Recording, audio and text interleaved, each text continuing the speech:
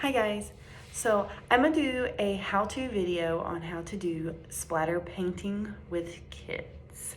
So splatter painting is something that I have found to really enjoy.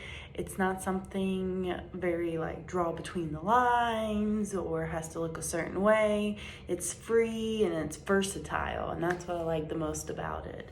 So to do this, you will need different paints. You can use about any different kinds of paints. Water down paints is the best type of paints to use, but it can be any colors you want, and then any type that you would need. The other thing is brushes. So brushes can be like big ones, little ones, or you can even use toothbrushes to flick some paint onto any type of material.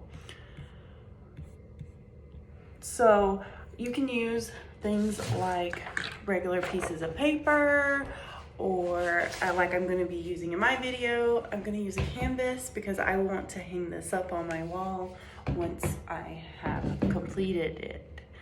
So once you have your materials, now you need to think about a space, because the one thing about splatter paint is it can get a little messy. So maybe you want to think about doing it outside on the ground where you don't have to worry, but you want to make sure that there's a sturdy place to place your paper or poster down on the ground. Inside, I would recommend doing like a cover on the floor. I will be doing mine in my entryway of my house on top of a tarp that I have laid out because it's too cold to go outside and do it. So just be aware of where you're gonna do it.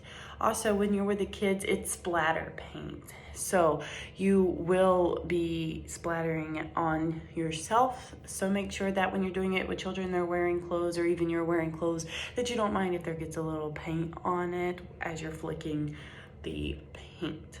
So to start splatter painting, you're going to take whatever color you want, and your methods are you can just flick the brush like that and you'll make little splatters, or you can sling it on it. Of course, being aware of where you are in your environment would also dictate whether you use the finger splattering or throwing it, because you need to think about behind you. If you have a white wall like I do, you might not want to throw it back like that. So the thing is just be creative. The cool thing about doing this is that you have room to pick your colors, pick your type of paints, what kind of splatter method you want to use. I would encourage children to just experiment with the different splatter motions and splatter different paints. Like, just let them have fun with it. And don't worry about getting messy. This splatter painting can help with fine motor skills between holding a brush, or even gross motor with the whole arm involved, but also it can help with sensory because you will get it on yourself. But if you do have kids that do have issues with sensory, maybe try gloves to do it as well. So that is an option. Or if you don't want, you're using a paint that can stain your fingers, maybe you want to wear gloves so it doesn't stain your skin. And a little bit will go a long ways in your splatter. If you want the drippage on it, you might want to use a lot. If you just want the one little dot, then you might use less. So it's a whole bunch of stuff that can go into it besides just slinging paint on a canvas, but it is just that much fun. Okay, so as you can see, I have my tarp laid out with my canvas on top. I have the 3 brushes that I'm going to be trying. They're all of different sizes, and also some are softer than others. Some are more firm. I have the color paints that I want to use on my awesome Batman plate. And so I have enough space and time, and I'm ready to begin. Okay, so first we're going to talk about the methods and motions of putting on the splatter paint.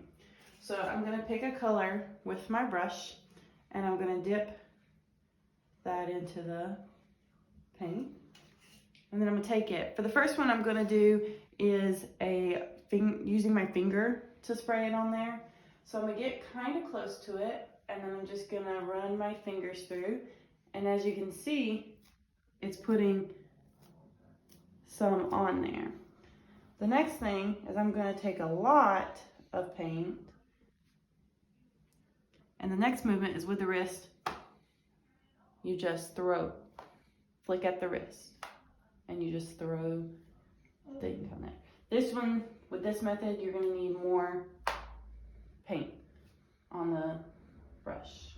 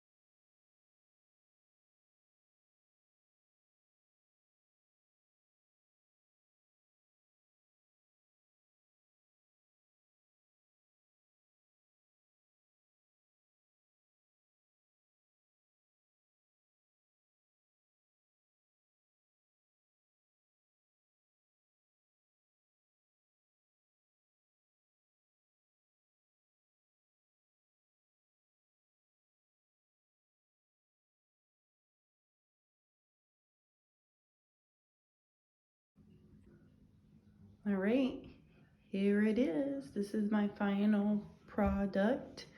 Like I said, it is super simple and super easy. You can have fun, do it whatever way you did. I used a little bit more water on some of mine. I tried more of the thicker paint, lighter sprinkles from it. So I did all the different motions that you could do. But also I want to put that, I also signed it because you want to encourage kids and children to have joy and own what is theirs, their creation.